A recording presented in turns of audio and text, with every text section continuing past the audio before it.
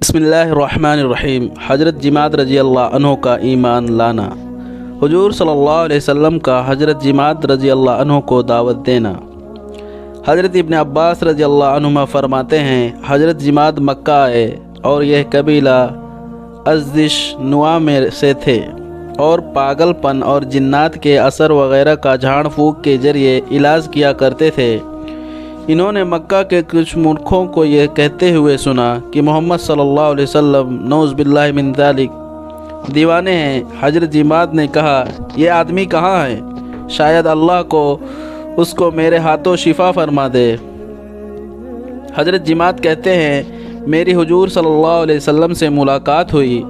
میں نے ان سے عرض کیا، میں ان اوپری علاج سے جھاڑ پھونک سے علاج کرتا ہوں اور اللہ جسے چاہے میرے ہاتھوں شفا عطا فرماتے ہیں، تو آؤ میں آپ کا علاج کروں۔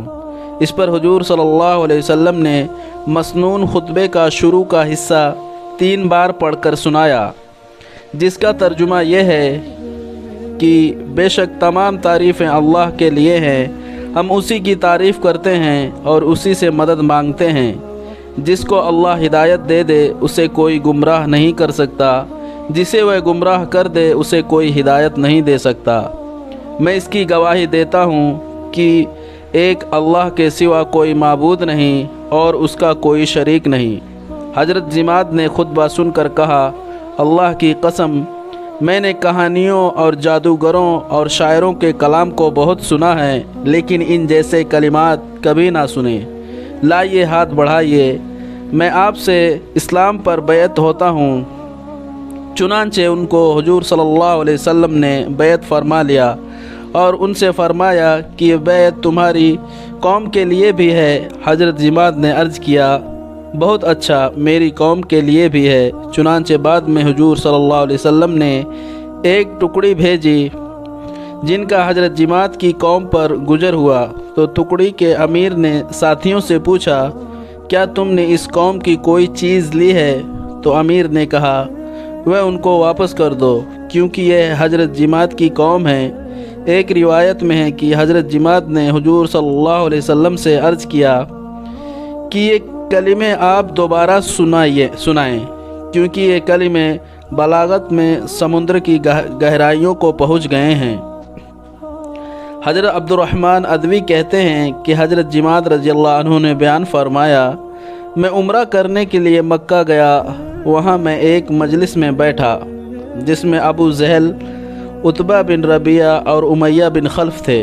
ابو جہل نے کہا کہ اس آدمی نے ہماری جماعت میں پھوٹ ڈال دی ہے، ہمیں بیوقوف بنایا اور ہم میں جو مر چکے ہیں انہیں گمراہ کہہ کر دیا اور ہمارے خداؤں میں عیب نکالے۔ امیہ نے کہا، اس آدمی کے پاگل ہونے میں کوئی شک نہیں، نعوذ باللہ من ذالک۔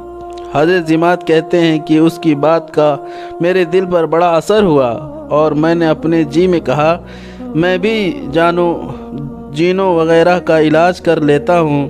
چنانچہ میں اس مجلس سے کھڑا ہوا اور حضور صلی اللہ علیہ وسلم کو کھوجنے لگا، لیکن آپ مجھے سارا دن کہیں نہ ملے، یہاں تک کہ اگلا دن آ گیا۔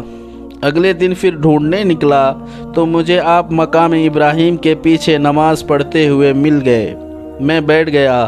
جب آپ نماز سے فارغ ہو گئے تو میں نے آپ کے قریب آ بیٹھا اور میں نے کہا، اے ابن عبد المطلب۔ آپ نے میری اور متوجہ ہو کر فرمایا، کیا چاہتے ہو؟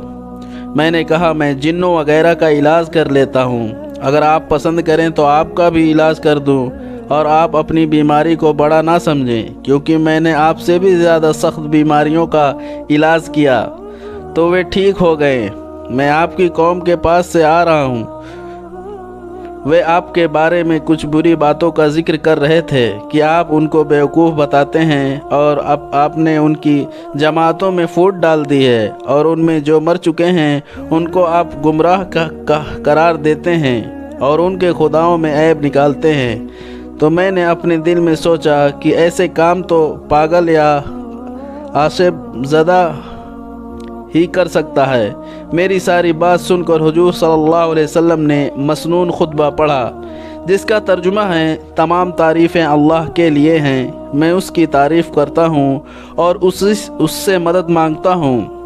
اور اس پر ایمان رکھتا ہوں اور اسی پر بھروسہ کرتا ہوں جس کو وہ ہدایت دے اسے کوئی گمراہ نہیں کر سکتا، اور جسے وہ گمراہ کر دے اسے کوئی ہدایت نہیں دے سکتا۔ اور میں اس بات کی گواہی دیتا ہوں کہ ایک اللہ کے سوا کوئی معبود نہیں، اس کا کوئی شریک نہیں ہے، اور اس بات کی گواہی دیتا ہوں کہ محمد صلی اللہ علیہ وسلم اس کے بندے اور رسول ہیں۔ حضرت جماعت فرماتے ہیں کہ میں نے حضور صلی اللہ علیہ وسلم کا ایسا کلام سنا کہ اس سے اچھا کلام اس سے پہلے میں نے کبھی سنا نہیں تھا۔ میں نے آپ سے اس خطبے کو دوبارہ پڑھنے کی گزارش کی، جس پر آپ نے دوبارہ خطبہ پڑھا۔ پھر میں نے کہا آپ کس چیز کی دعوت دیتے ہیں؟ آپ نے فرمایا میں اس بات کی دعوت دیتا ہوں کہ تم ایک اللہ پر ایمان لاؤ جس کا کوئی شریک نہیں، اور بتوں کی غلامی سے اپنے آپ کو آزاد کر لو، اور اس بات کی گواہی دو کہ میں اللہ کا رسول ہوں۔ میں نے کہا اگر میں ایسا کر دوں تو مجھے کیا ملے گا؟ آپ نے فرمایا تمہیں جنت ملے گی۔ تو میں نے کہا میں اس بات کی گواہی دیتا ہوں کہ ایک اللہ کے سوا کوئی معبود نہیں جس کا کوئی شریک نہیں ہے، اور اپنی گردن کو بتوں سے اتار کر ان سے الگ ہونے کا اظہار کرتا ہوں، اور اس بات کی گواہی دیتا ہوں کہ آپ اللہ کے بندے اور رسول ہیں۔ پھر میں آپ کے ساتھ رہنے لگ گیا، یہاں تک کہ میں نے قرآن شریف کی بہت سی سورتیں یاد کر لی۔ پھر میں اپنی قوم میں واپس آ گیا۔ عبداللہ بن عبد الرحمن ادوی بیان کرتے ہیں کہ حضور صلی اللہ علیہ وسلم نے حضرت علی رضی اللہ عنہ کو ایک جماعت کا امیر بنا کر بھیجا۔ ان لوگوں کو ایک جگہ 20 اونٹ ملے، وہ ان کو ساتھ لے کر چل پڑے۔ حضرت علی بن ابی طالب کو پتہ چل گیا کہ یہ اونٹ حضرت جماعت کی قوم کے ہیں، تو انہوں نے فرمایا یہ اونٹ ان کو واپس کر دو۔ چنانچہ وہ سب اونٹ واپس کر دیے گئے۔ دوستو اگر ہماری یہ ویڈیو پسند آئی ہو تو ہمارے چینل کو ضرور سبسکرائب کریں۔